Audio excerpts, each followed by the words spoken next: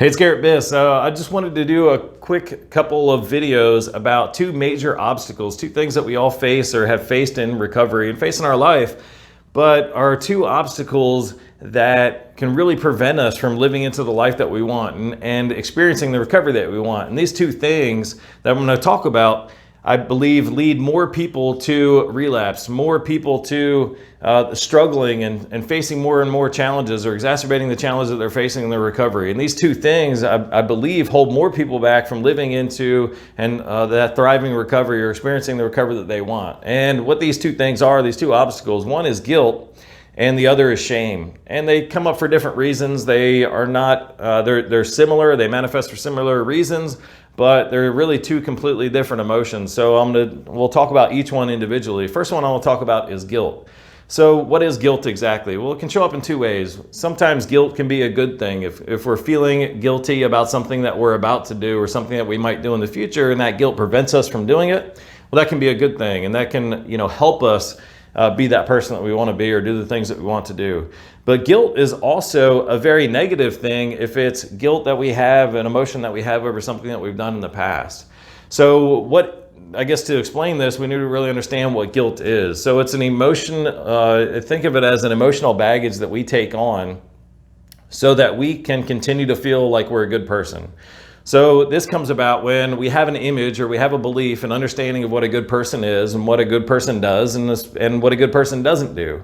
And we commit an action that violates that belief. So we can come to a conclusion of one or two things. Either we can accept the fact that we're not a good person, or we can take on this emotional baggage of guilt so that we can still feel like we're a good person, but now we're being penalized, or now we're kind of punishing ourselves so that we can continue to feel like we are a good person or believe that we're a good person. But when we choose to take on this guilt, which is an emotion that we often choose to take on, there's ways that we can lessen the guilt or choose not to accept the guilt and that emotional baggage. But when we do experience guilt, it can affect everything in our life, and it can affect everything that is vital for recovery. One thing it affects is our self-esteem. The more guilt that we feel, the lower our sense of self-esteem, the lower our impression of or our understanding of what we're capable of in the moment and the level of challenges that we can overcome. It affects our sense of worth. The more guilt that we carry, the less value we place on ourselves, or the less worth we feel that we have. And when your worth goes down, then you begin to accept less of yourself and less from other things in your life. You begin to accept less recognition, less involvement, less engagement, because you feel like you're not worth experiencing more or having more, and we start to cower away from going after the goals that we have, the ambitions that we have, or just the things that we want to pursue in our life. And when you're striving for living into the best recovery that you have, if your sense of worth goes down, then your sense of ability or your fear, your feeling that you can achieve what you want to in your life continues to go down. And because of this, it continues to fuel that cycle. So as we feel or we experience this emotion of guilt and it drives down our self-esteem, we begin to accept less of our own behaviors even, and less of what we get from the world, or less recognition that we get from the world. And that puts us in a place where we violate that basic belief again, or we're more prone to commit actions in the future that violate that basic belief.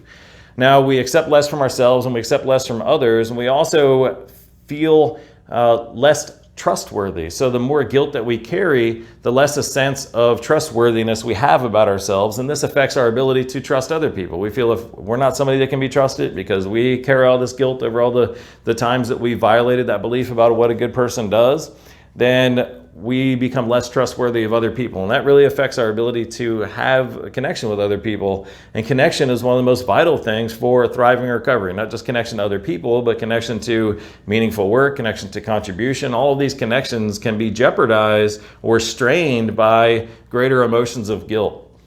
And as we're carrying this weight, this emotional baggage of guilt, it has obvious emotional consequences. The more guilt that we feel, the greater stress that we have. That stress leads to physiological challenges. It leads to just stress or challenges on the way that our brain operates. The greater stress that we carry around, for the longer that we carry it around, it affects our cognitive function, it affects our creativity, it affects our ability to really think through and engage and see solutions to the problems that are before us.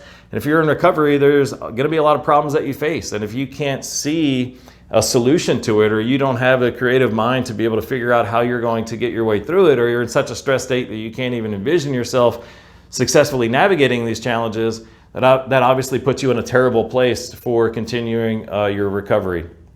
Also, as our sense of worth goes down because the guilt increases, then it fuels other things. It fuels our perception about the world that we experience around us. The more guilt that we feel, the less worthy we feel of having those, of achieving those things that we want, or of reaching our goals, of experiencing the good things in our life. So we begin to focus our attention on, not intentionally, but the way that our biases work, our confirmation and perception biases work, is we begin to see more evidence of all the negative things that are going on in our life. And we feel like we deserve those things because of the level of guilt that we have. So we become almost blinded to some of the blessings that we have, some of the opportunities that we have, some of the many things that are going really well in our life. We can see how this emotion of guilt just creates and fuels a downward spiral that has so many consequences, that challenge so many things that are vital for, very important for our recovery. So what can we do about it? As we're feeling these emotions of guilt, what can we do about it? So we talked about how guilt is kind of a bridge that connects this vision that we have of what a good person is and what a good person does, and the reality of an action that we've done or something that we've committed. And the guilt that we feel is that bridge that kind of connects the two, so we can still feel like we're a good person, but we're carrying this pain or this punishment for the actions that we've committed. So one of two things we can do. Well, we can't change that action, so if we can't change the thing that we've done in the past. So if we want to alleviate that guilt, then we've got to change our belief about what a good person is or what a good person does. And here's the truth, and here's what honestly happens. We have a belief about what a good person is. Maybe a good person doesn't steal, or a good person doesn't lie to a friend, or a good person is always there for a friend or family member when they're in need.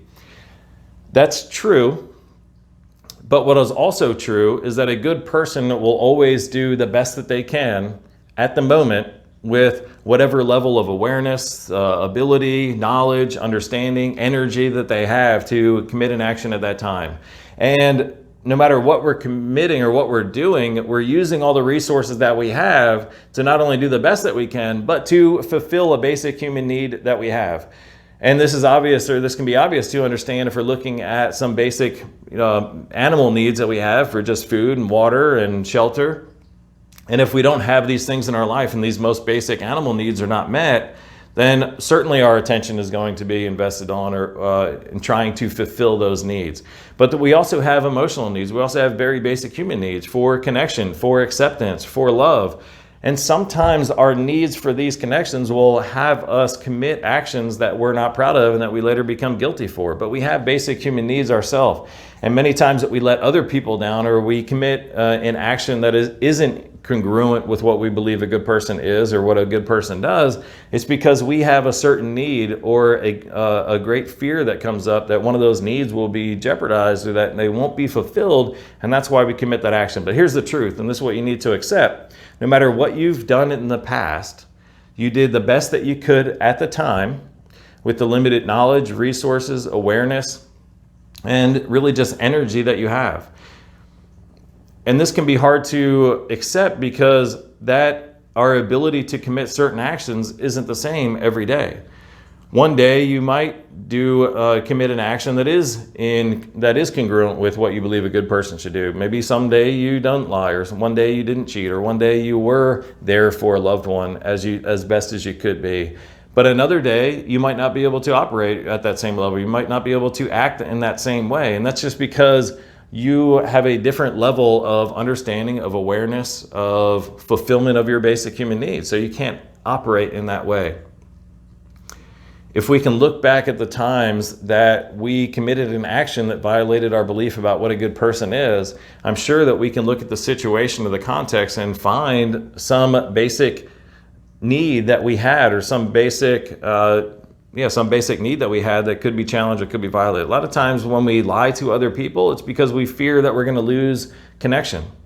And it doesn't really make sense that we'd lie to somebody with fear that we're going to lose connection, because just lying to them could threaten that connection. But in that moment, or at that time, with the level of awareness that we have and the resources that we had available to us at that time, that was the best that we could come up with. I'm certainly not excusing behavior or saying that it's okay to lie. That's certainly not the truth and not what I'm saying, but it doesn't serve anybody if we carry this emotional baggage of guilt. It doesn't allow us to become the best versions of ourselves. It doesn't allow us to engage and make the contribution and be that loving or contributing member of society, to be that loving member of, the friendships and the relationships that you have.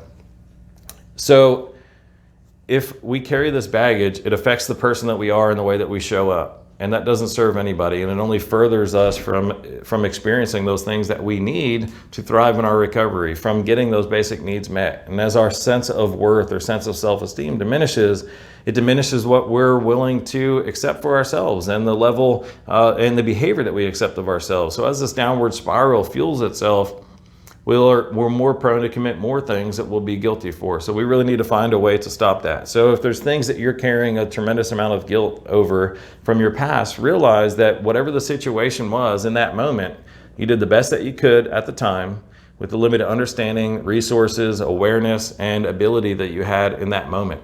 Doesn't mean you need to commit those actions again, but realize that you don't need to carry that emotional baggage of guilt for the rest of your life, and it's not serving anybody. We do it because we feel that we must carry this baggage, but when we do so, it doesn't serve us, and it doesn't help us serve those that we might have hurt, or those relationships that we might have challenged, or those people that we might have wronged. Another thing that's very important that helps us overcome the sense of guilt is guilt really thrives in silence. When we don't tell other people or we don't confess what we've done to somebody else, that guilt really thrives, and it can erode our sense of worth and our self-esteem that much faster, that much greater. So a very effective way to overcome the guilt is to express what we've done, express the way that we violated ourselves, our image of what a good person does, or maybe violated the trust of another person. The moment that you can confess that, either to the person that you wronged or just to somebody else, then that sense of guilt can begin to dissipate or begin to go away. So guilt, a major obstacle to living the life that you want, living that thriving recovery that you want. Guilt can be something that piles up, and the more that we do, or the more time that goes by, it can be it'll have a greater effect on our emotions, on our psychology, on our physiology, and on our sense of spirituality.